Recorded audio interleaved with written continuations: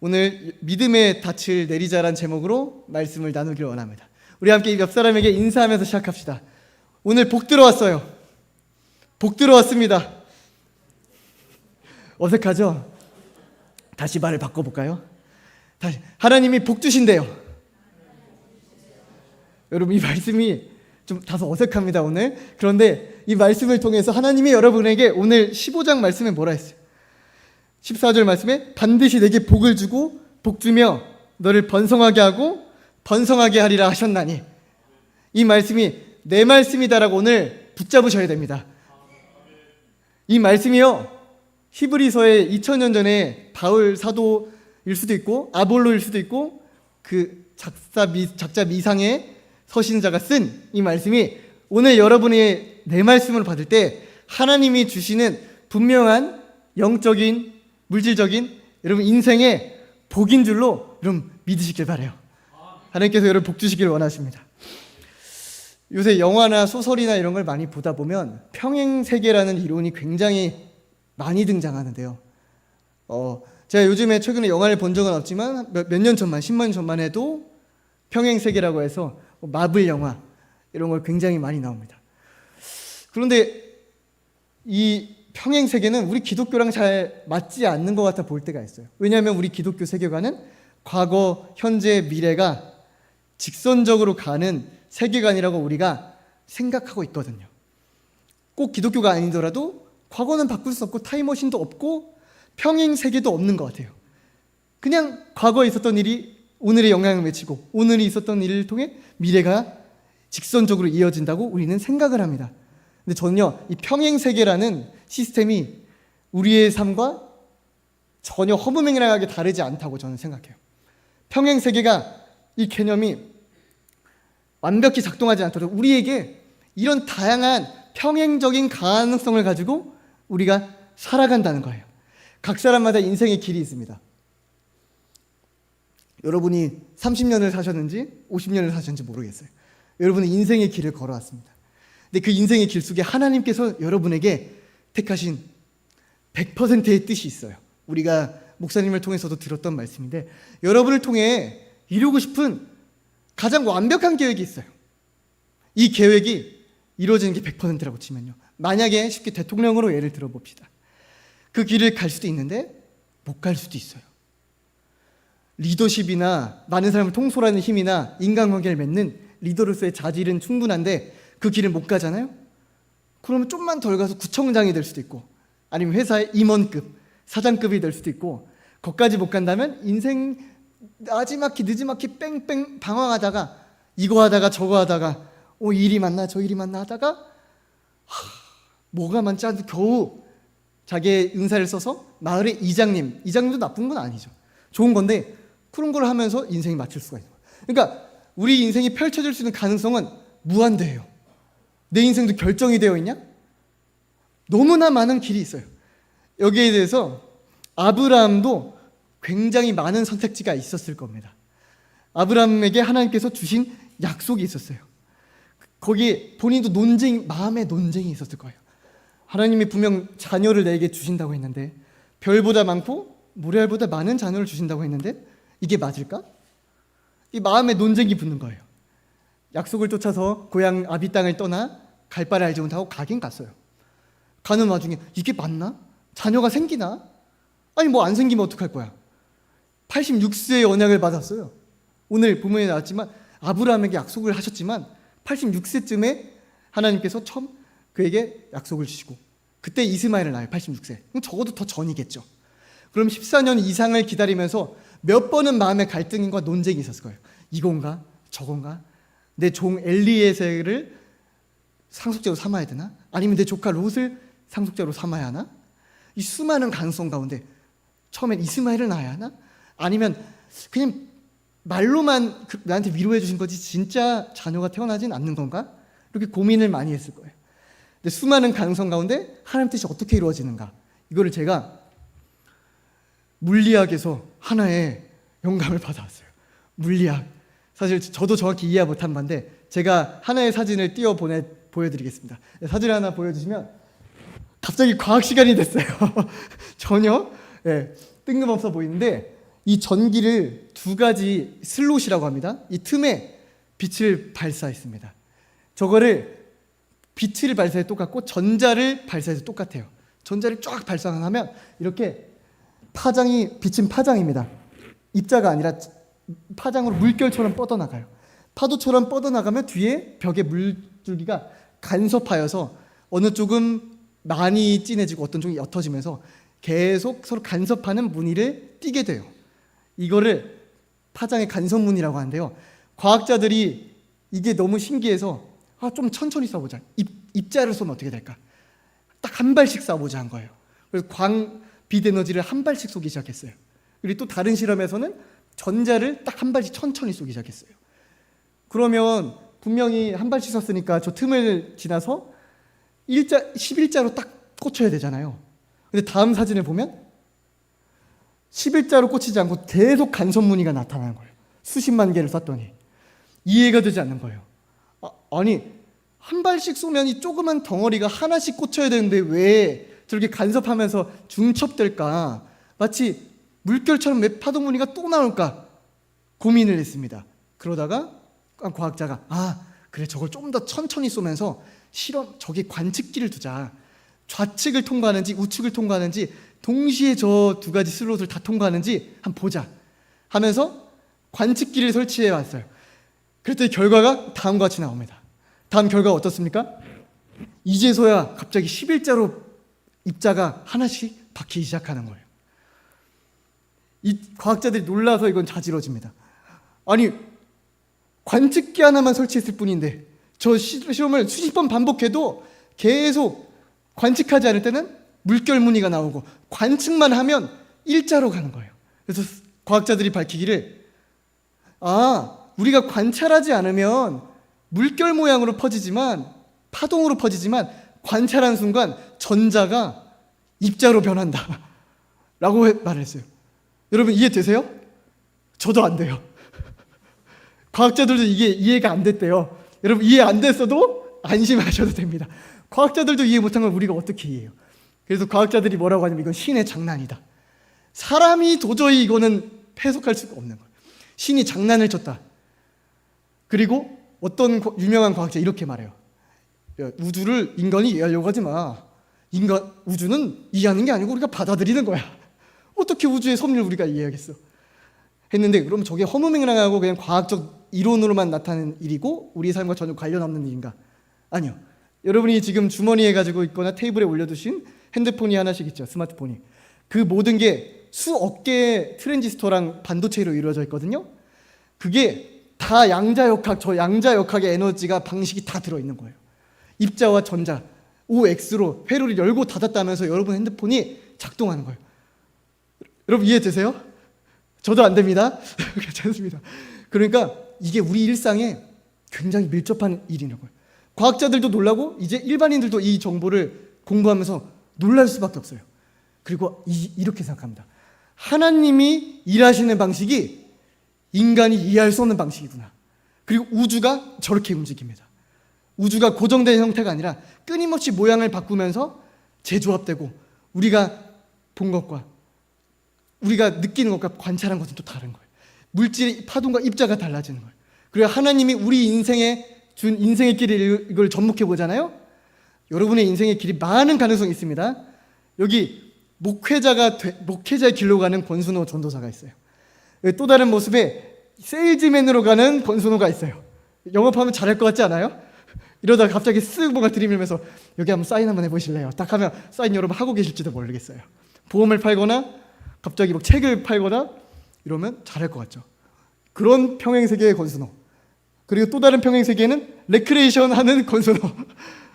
자기 나름의 장기를 살려가지고 학교 행사나 우리 지자체 행사나 기업 행사에 가가지고 이렇게 진행이나 MC를 발음만 좀만 교정하면 할 수 있을 것 같아요. 저도. 네, 그렇게 해서 그걸 보는 세계 권순호가 있어요. 그러니까 이 사람이 반드시 목회자가 되냐? 됐으면 좋겠어요. 전 다른 길로 안 갑니다. 안 갈 거예요. 근데 그게 만약에 내가 그 길을 가지 않는다면 수많은 평행 세계의 가능성이 열려 있어요. 저만 그런가요? 여러분에게도 그 가능성이 열려 있는데, 뭐야, 그러면 뭐 하나님이 우리를 뽑아 택하여 주셨고, 뭐 그런 하나님의 섭리는 어떻게 생각해야 돼? 바로 이 원리가 들어갑니다. 수많은 가능성이 편재하고 수많은 가능성이 중첩되는 가운데 하나님의 개입하심, 하나님의 언약의 약속이 내려지고 우리가 그걸 붙잡는 순간 한 가지 길로 우리 인생길이 결정이 되어요. 그리고 여러분의 인생은 하나님의 약속에 의해 100% 쓰임받는, 하나님 본뜻대로 쓰임받는 삶을 살게 된다는 거죠. 그게 어떤 삶이에요? 아브라함 같은 삶이에요. 이삭의 삶이에요. 다니엘의 삶이에요. 요셉의 삶이에요.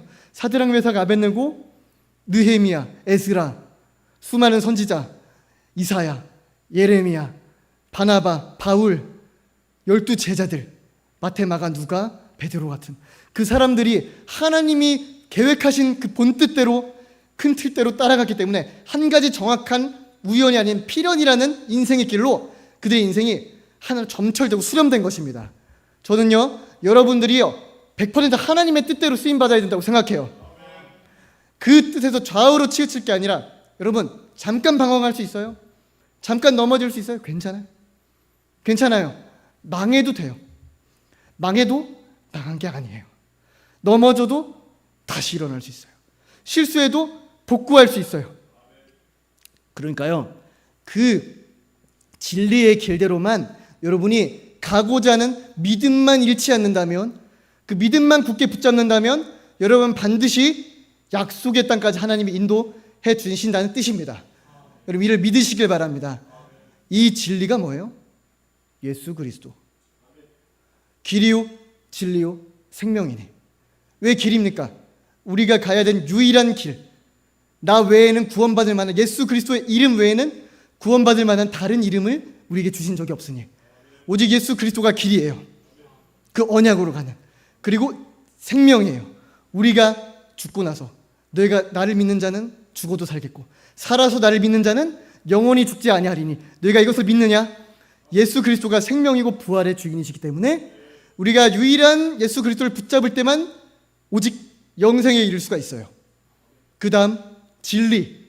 우리 인생길이 수많은 가능성이 있다고 하나? 아니, 필요 없어요. 단 한 가지의 길, 하나님이 인도하시는 길, 성령께서 원하시는 길, 그 길을 가는 게 우리 삶의 진리라는 뜻입니다. 우리가 가야 될 길 오직 예수 그리스도예요.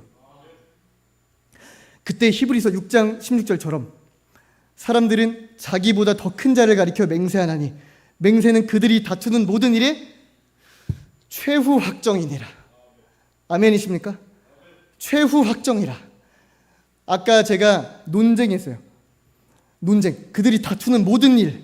그리고 히브리서 14장에도 16장에 나왔던 다투는 일. 수많은 논쟁 가운데 있어요. 우리는 이게 될까? 하나님의 언약이 될까? 내가 과연 쓰임받을 수 있을까? 이 길이 맞을까? 내가 잘못 가고 있는 걸까? 수많은 다툼과 논쟁이 있는데 하나님께서 맞다라고 점을 쳐주시는 거예요. 어떻게? 아브라함의 삶에 이것이 나타난다고 오늘 본문은 얘기하고 있습니다. 아브라함에게 하나님이 맹세할 자가 없으므로 자기 자신, 하나님보다 더 큰 자가 없으니까 하나님이 자기 자신을 맹세하여서 보증하십니다. 그런데 아브라함에게 이 약속을 확인해 주시는 과정이 성경 중 6번 등장해요. 왜 이렇게 자주 나왔을까요? 한 번, 두 번만 해도 되는데 왜 아브라함이 계속 약속을 재확인해 주셨을까 하면 아브라함의 믿음이 6번은 이상은 흔들렸을 수 있다고 저는 생각을 해요. 실제로 예를 보면 하나님의 약속이 믿어지지 않아서가 아니라 될 건데 내가 뭘 해야 되나? 하고 이스마엘, 엘리에셀, 룻, 수많은 본인의 하나님의 뜻을 이룬 대체제들을 찾아요. 자기의 자구책을 통해 하나님의 뜻을 대신 이루어드리려고 합니다. 그러나 그것은 전혀 이루어지지 않아요. 오히려 아브라함은 하나님의 약속이 방해될 수 있는 일을 합니다. 기근이 들어서 이집트 땅에 가게 되고 나서 파라오 왕이 있는데 자기 사라가 너무 아름다웠던 거예요. 근데 그때도 사라 나이가 한 80세, 70세 사이였을 건데 그때도 아름다울 정도면 이때는 노아가 굉장히 느렸나 봐요. 우리에게도 소망이 있습니다. 하나님 이때처럼 우리 노아가 느려지게 해주세요. 70대 돼도 권사님이 미인이 된 거야. 그럴 수 있지 않겠습니까? 전 믿습니다. 이때도 이랬다니까. 나이는 그렇게 오래 안 살았어요. 이때도 120세, 100세 되면 다 죽었어요.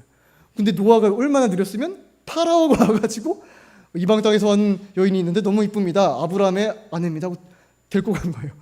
또 살겠다고 아브라함은 여기서 나 죽으면 큰일 난다 하고 하나님이 우리 목숨을 보호해 줄 거라는 믿음보다는 또 자구책을 찾은 거예요.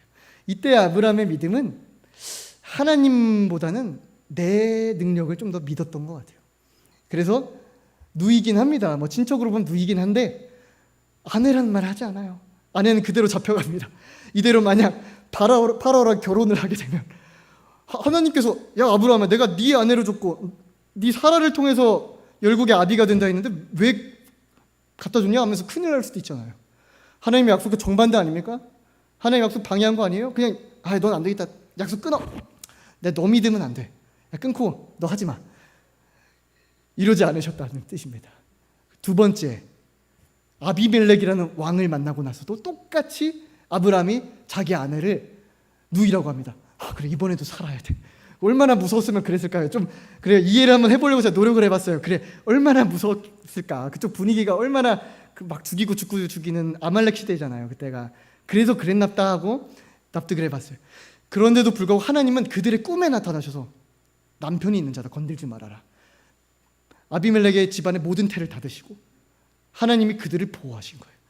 왜 약속에 도움이 되지 않는 행동을 하는 아브라함의 연약함과 미약함 과중에 있는데 하나님은 그걸 나무라거나 책망하거나 그들과 약속을 폐하지 않으시고 오히려 약속을 6번이나 확증하시면서 그들을 향한 주님의 뜻을 분명히 하십니다.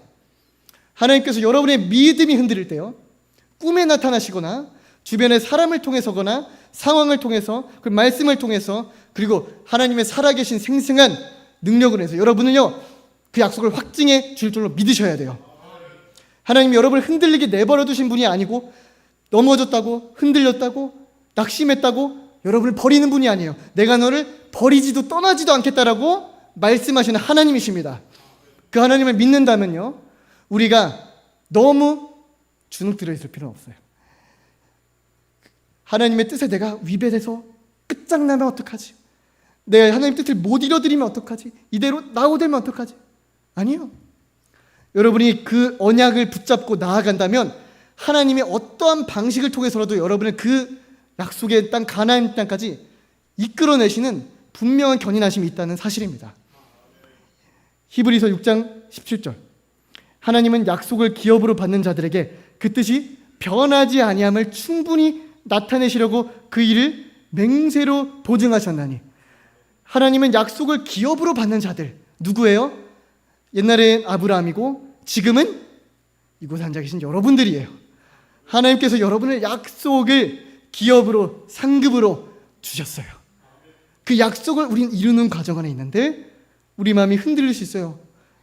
그럴 때 그 뜻이 변하지 아니함을 충분히 나타내시려고 그 일을 맹세로 보증하셨나니 담임 목사님께 확신을 주시고 꿈에 나타나고 2천만 원 없을 때 2천만 원 주시고 3천만 원 없을 때 어떤 사람이 유산을 3천만 원 받아서 갑자기 가방에 들고 오는 것처럼 갑자기 22억이 통장에 들어온 거 저도 그걸 봤어요.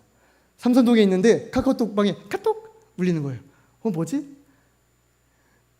하나님께서 약속하신 대로 통장에 1억이 들어왔습니다. 5억이 들어왔습니다. 이게 매주 날라오는 거예요. 와, 우리 교회 부흥이야. 약속 이루어지나 봐. 하는 그 순간들을 저도 경험을 해봤습니다. 그런 것처럼 하나님의 그 뜻이 변하지 아니함을 보증하여 주시는 분이에요. 그런데 그 과정 가운데 아브라함만 해도 14년이 걸렸고요. 이삭도 오래 걸렸을 것이고 야곱도 거의 14년 이상이에요. 라헬 7년, 레아 7년. 그리고 그 아들 요셉도 13년 동안 노예 생활하고 감옥 생활을 했어요. 다윗도 13년 동안 이미 기름 부음을 받았어요. 뿔에 왕으로 결정됐는데 13년 동안을 도망 다녀야 됐어요. 이게 좀 오래 걸리는 거예요. 그래서 오늘 말씀에서 뭐라고 말씀하시냐면 15절에 그가 이같이 오래 참아 약속을 받았느니라. 이 약속을 받을 때는 횃불이 지나가요. 소를 반으로 가른 짐승이 있는데 거기에 횃불이 지나가면서 이게 너와 나의 소금 언약이다. 영원히 패하지 않는 언약이다 하고 주시면서 다윗에게도 언약을 주세요. 기름을 부어주시면서 네가 이스라엘의 다음 왕이다 해놓고, 여기서 중요한 점이 있습니다. 우리 스스로 자구책을 아브라함처럼 구해서 되는 일입니까? 아니라 했어요. 만약 다윗이 스스로의 자기의 힘으로 이걸 이루려 했으면요, 사울을 죽였어야 돼요. 사울이 굴에서 자고 있습니다. 몰래 들어갔어요. 들어가서 사울의 창이랑 물병을 가지고 꺼내려고 했어요.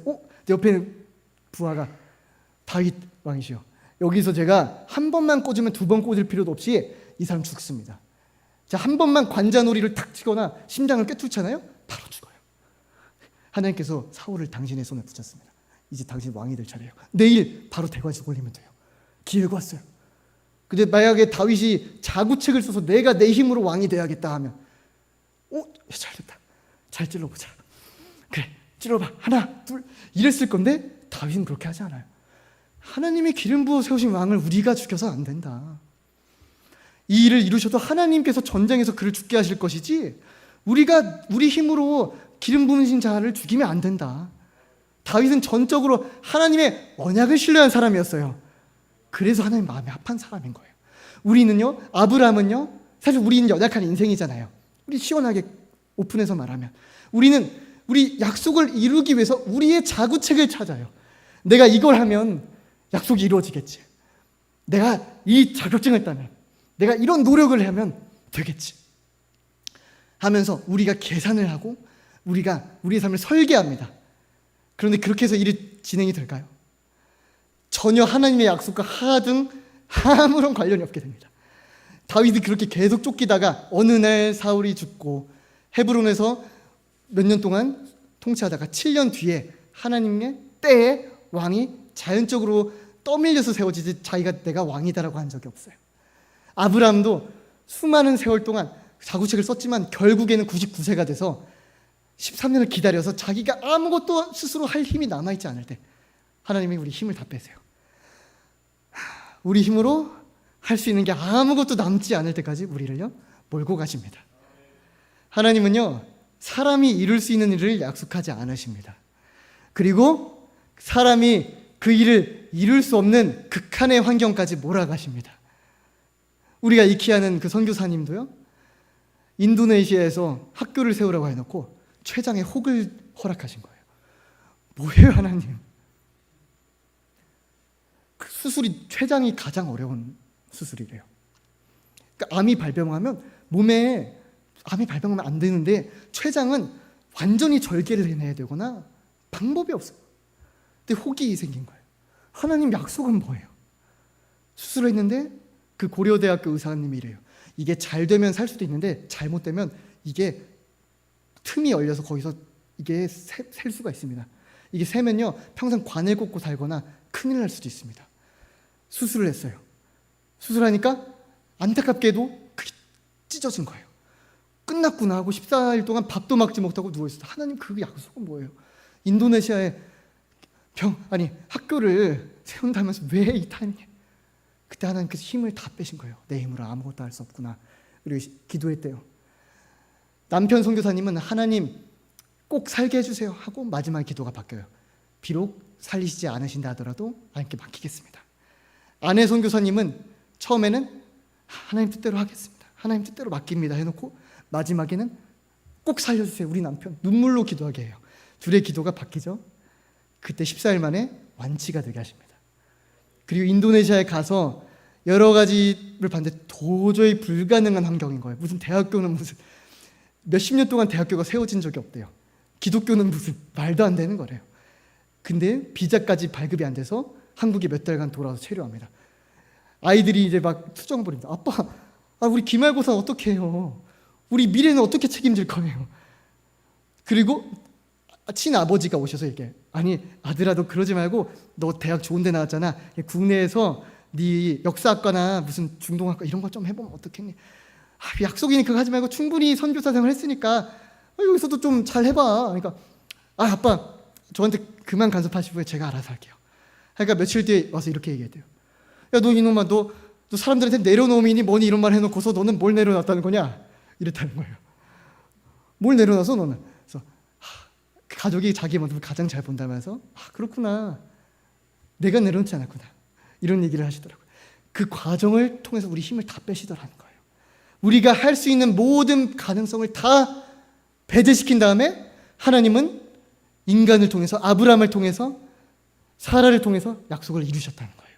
그래서 우리는요, 좌절의 순간이 찾아올 수 있어요. 이 일이 망했구나 싶을 수 있어요. 절대 망하지 않았습니다. 그 인내의 시간에 오래 참음으로 기다려야 한다고 하는데요, 모죽이라고 하는 대나무가 있어요. 중국의 모죽이라는 대나무는 5년 동안 자라지도 않는데요. 그럼 사람들이 이를 보면서 자라는 거예요, 마는 거야? 여기는 대나무가 있는 거예요, 없는 거야? 5년 동안 그 땅바닥에 그대로 있어요. 이게 대나무가 맞나? 5년이 지나잖아요? 그럼 딱 손바닥만한 죽순이 올라온대요. 딱 죽순이 올라요. 때가 이른 거예요. 제가 보기엔 지금 우리 교회가 딱 죽순이 올라왔다고 생각해요. 딱 죽순이 지금 알맞게 올라온 거예요. 되나? 근데 요거밖에 안 되는데 5년이 지나고 4월달이 되면 주 성장기가 됩니다. 주 성장기가 되는 순간부터 하루에 80cm가 자라기 시작합니다. 하루에 80cm가 자라서 며칠 뒤에 최대 30m까지 자라는 장목이 된다는 거예요. 대나무가 된다는 거예요. 전 도우리교회 비전이 그렇게 이루어진다고 생각합니다. 그래서 이게 흔한 예화일 수 있지만 우리의 인생 가운데 이러한 다짐의 시간이 있는 거예요. 그 모죽이라는 대나무가 5년 동안 가만히 있냐? 오래 참으면 가만히 있는 게 아닙니다. 대나무가 5년 동안 땅에 깊이 있게 뿌리를 내리는 거예요. 깊이 있게. 무려 4km나. 4km가 되는 게 모든 격까지 다 합쳐서겠죠. 그 수많은 뿌리를 맺을 때까지 아무 겉에 보이는 게 없습니다. 즉 우리의 인생도요, 겉으로 드러나는 외적인 뭔가를 추구할 것이 아니라요, 내면에 아무도 보이지 않는 곳에서 말씀으로, 기도로, 순종으로 우리의 내면에 모난 곳이 없고 하나님 뜻에 즉각 반응하고 순종할 수 있는 우리 내면에 견고한 속사람을 만들어가는 과정입니다.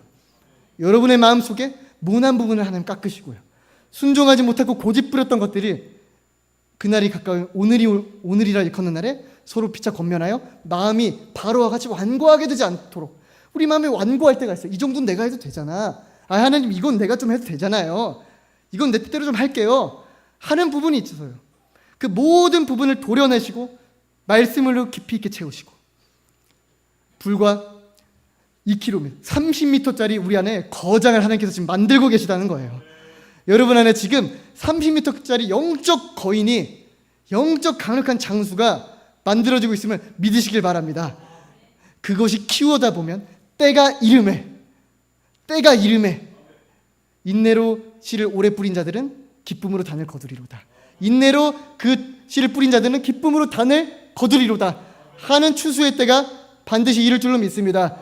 여러분의 추수의 때가 이르면 그때 순식간에 30m까지 자라나는, 하루에 80cm, 이틀만 돼도 우리 키는 넘는 거예요. 3일 되면 240m, 폭발적으로 자라나는 그 기적이 우리의 삶에 반드시 있다는 것을 오늘 말씀은 보증하고 있습니다. 제가 마지막으로 이 말씀을 하면서 정리하려고 하는데요, 제가 대학교 한 4학년쯤 되기 전이었습니다. 담임 목사님의 간증을 보면 등록금이 없는 상황에서 갑자기 어느 날 등록금 당일이에요. 이날 안 내면 학교가 취소되는 거예요. 그때 갑자기 아침에 전화가 올라옵니다. 그땐 전화기가 요거였다 하더라고요. 혹시 지금 청소년부 학생들은 이거 아실지 모르겠어요. 지금은 전화 받을 때 여러분 우린 이렇게 하셨잖아요. 지금 시대 학생들은 어떻게 하는지 아세요? 이렇게 합니다. 스마트폰을 이렇게 드니까. 우린 요거 시대잖아요. 저도 그쪽입니다. 저도 MZ 쪽이에요. 그때는 이렇게, 이건 못 봤어요. 여기까지는. 이걸 돌려서 전화기 딱 받았는데 딱 하는 말씀이, 거기 누구 댁이죠? 등록금 얼마 필요하시죠? 등록금 필요하죠? 하나님께서 이렇게 얘기하면서, 무슨 도움이 필요하세요? 저 등록금이 없어서요. 그때 계좌번호 알려주세요. 등록금을 받았어요. 담임 목사님 그렇게 2번이나 받은 경험이 있었는데, 저도 이런 거 저희 삶에 있었으면 좋겠다 하잖아요. 나도 한번 등록금 받아봤으면 좋겠다. 이런 소망을 꿈꿔도 되겠죠, 저도? 불과 몇 년 전의 일입니다. 등록금이 어떻게든 모으면 모을 수 있었을지 모르겠지만 당장 제가 모을 수 있는 형편은 아니었어요. 한 140만 원 정도를 내야 됐어요. 국가장학금에서 차감받고. 이 등록금을 어떻게 내야 되냐 하고 있을 때였습니다. 그때 스토리가 이어지는데, 아는 동아리 선배, 기독교 찬양 동아리 선배한테 카톡이 옵니다. 카톡이 왔어요. 카톡을 보니까 천안에 우리가 옛날에 섬겼던 한 목사님의 교회가 있는데 그 교회에서 기숙사를 무상으로 제공하려고 하는데 너가 첫 번째 그 입사생으로 들어가면 어떻겠니? 딱 톡이 온 거예요. 너무 땡큐죠. 무상 기숙사 너무 땡큐예요. 그대로 들어갔습니다. 들어가서 그 목사님이랑 면담도 하고 이러이러한 복귀를 하시는구나 했는데 몇 달 뒤에 아직 계약하기 전에 등록금 낼 시기쯤에 또 전화가 온 겁니다. 그 기숙사의 목사님이셨는데 전화가 와요. 내가 아는 서울에 한 목사님 그룹이 있는데 그 목사님들 한 분이 장학금을 모으고 있었대. 그 장학금을 가지고 등록금이 필요한 대학생에게 그걸 주고 싶었다는 거예요. 그렇게 말씀하시면서 그거를 너가 선발됐다 이렇게 하시는 거예요. 제가 그날 양평 약속의 집에 갔다가 돌아오는 마지막 셋째 날이었어요. 그때 같이 차를 타셨던 청년분들 계시는데 그때 서울까지 가가지고 청년분들 기다려주시고 그때 감사했습니다.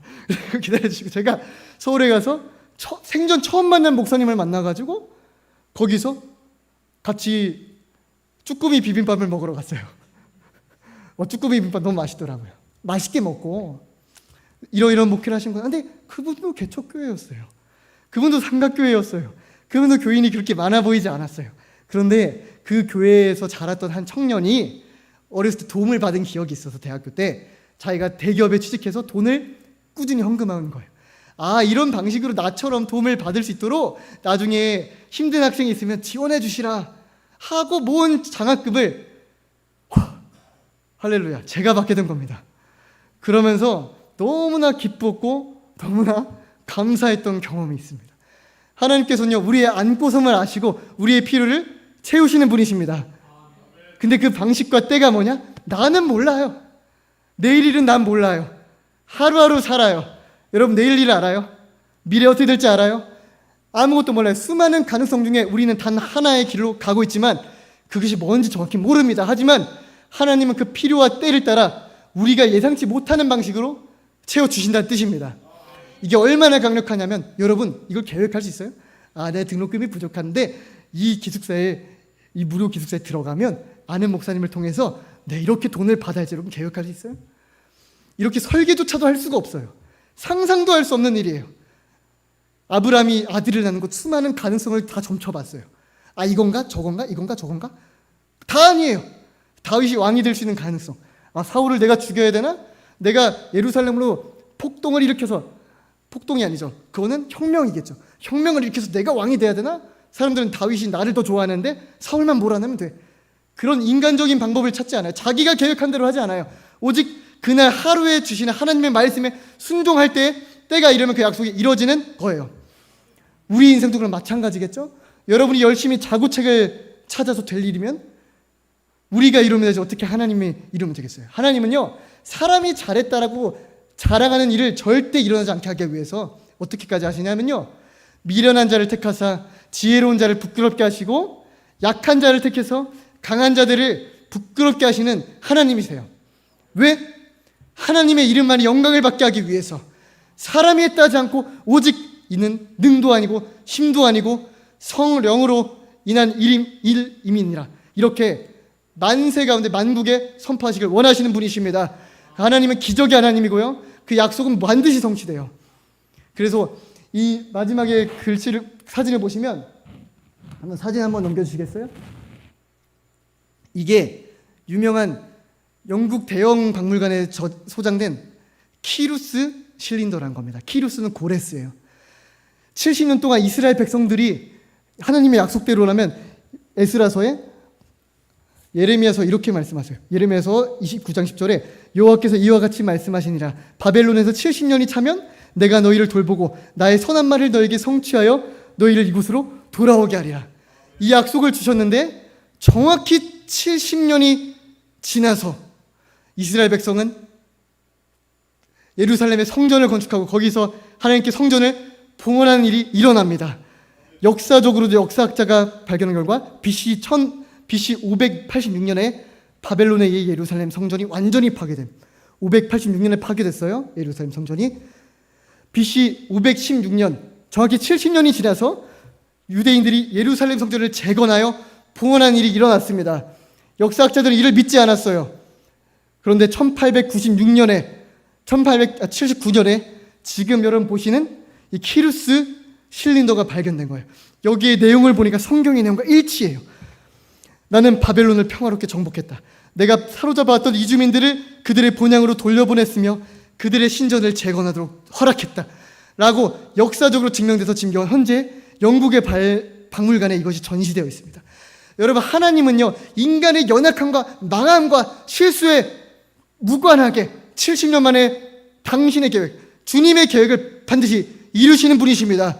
여러분, 하나님의 언약이 반드시 이루어진다는 걸 우리가 믿어야 된다는 거예요. 근데 우리가 뭘 믿어야 되냐? 구체적으로 두 가지만 우리 알고 짚고 넘어가면 될 것 같아요.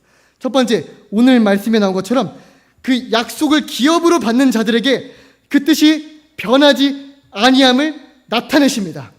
여러분에게 주신 언약이 뭔지 모르겠어요. 내 나이가 100세인데 아들을 낳았다고요? 내가 이미 산기가 지났는데 내가 자녀를 낳겠다고요? 하나님이 허락하시면요, 그게 이루어지는 거예요. 그리고 내 나이가 내가 학력이 이거밖에 안 되는데 내가 무슨 학교에서 일을 한다고요? 내 학교를 세운다고요? 아니, 이거는 기독교 국가도 아닌데 무슨 기독교 학교를 세워요? 하나님이 약속하신 바대로면 여러분을 통해 학교가 세워집니다. 그것뿐만 아니라 내 병이, 이 병은 안 낫는데요, 난치병이래요. 이 병이 어떻게 나아요? 절대 안 낫는데요. 근데 하나님이 낫게 해주시기로 약속하셨다면 그건 반드시 치유가 됩니다. 내 자녀, 아니 이 자녀 30년 동안 이렇게 살았는데 뭐 어떡해요? 20년 동안 10년 동안 이렇게 살았는데 어떻게 해요? 이 자녀는 이렇게 살아야죠. 저도 인정하기 싫지만 이거는 지금 내 자녀는 이건 힘들 거예요. 지금 본인의 정신으로 살아갈 수가 없어요 라고 해도 하나님이 약속하시면 약속을 기업으로 받는 자들에게 그 뜻을 맹세로 보증하셨나니 반드시 그 치유가 이루어질 줄로 우리 믿으시길 바라요. 그 다음, 하나님 거짓말할 수 없다는 사실. 하나님이 인생이 아니시게 시건치 아니하시고 사람이 아니하시게 거짓말할 수 없느니라. 이 말씀이 로마서에 있는 말씀뿐만 아니라 오늘 18장에 나옵니다. 하나님이 거짓말을 하실 수 없다는 이 두 가지 사실로 인해서 이것이 우리에게 소망을 주고 피난처로 들어가는 안위를 주느니라. 여러분이 약속을 믿을 때 여러분 안에 믿음으로 인한 소망의 화평이 일어나게 되길 축복합니다. 이 소망을 가지고 나아갈 때 하나님의 기업은 변하지 않아요. 약속은 변하지 않아요. 하나님 거짓말을 할 수 없어요. 그걸 여러분이 믿고 간다면 그 수많은 가능성 중에 단 하나의 길, 슬릿 중에 하나의 길, 하나님의 언약의 길로 여러분이 통과할 수 있게 되는 거죠. 우리 모두가 그 언약의 길을 굳게 붙잡는 믿음의 산증이 되었으면 좋겠습니다. 그 길로 반드시 가서 하나님 살아계셨다, 하나님이 기적을 이루셨다, 약속하신 모든 게 이루어졌다라고 담대하게 증언하는 여러분이 기적의 증인들이 반드시 되어주시길 축복합니다. 이곳에 있는 아무도 낙오될 필요 없어요. 아무도 의심하고 낙심하고 그럴 때가 있더라도 일어나서 서로 격려하는 거예요. 권사님 일어나봐, 하나님이 이거 이루어주셨대, 하나님이 다 문제 해결해 주셨어, 부럽지? 너도 될 거야. 너도 될 거야. 하나님이 나를 도와주셨으면 너도 될 거야. 서로 격려하는 거예요. 청년들끼리도 하나님이 내 영을 열어주셨어, 그러면 너도 될 거야. 우리 같이 기도하자, 힘내자, 포기하지 말자 하고 서로를 그날이 가까움을 볼수록 모이기를 패하는 자들과 같이 하지 않고 서로 권하여 그날의 가까움을 볼수록 더욱 그리하자. 아멘이시죠? 그날을 향해 우리가 함께 한 걸음을 걸어서 나가야 된다는 뜻이에요. 여러분, 모두 한 마음 한 뜻에서 all for one, 모두는 하나를 한 명을 위해, one for all, 한 명은 모두를 향해 우리가 하나의 공동체로서 나아가게 되기를 간절히 바라요. 그렇게 나아갈 때 하나님께서 주시기로 작정하시면 한순간입니다. 내가 계획하지도 못했던 방법으로 등록금을 주시고 이 목사님 저 목사님 내가 모르는 사람을 통해 주시는 만큼 하루에 1m씩 자라가지고 30m가 세워지는 대나무 숲만큼요, 우리 모두가 숲의 일부입니다. 그 나무 하나하나가 건강하게 예수 그리스도라는 포도나무에 뿌리 박혀 자라야 건강한 숲이 되는 겁니다. 여러분, 그 건강한 포도나무에 접붙임 받은 물된 동사같이 여러분 되어주십시오. 여러분이 기적의 주인공이 되고 여러분이 믿음의 용사가 되고 여러분이 끝까지 믿음을 가지고 소망에 닿을 언약에 내려서 좌로 흔들리지 않고 끝까지 우직하게 언약에 이르기까지 붙드는 저와 여러분 되시길 주님의 이름으로 축복합니다. 기도하시겠습니다.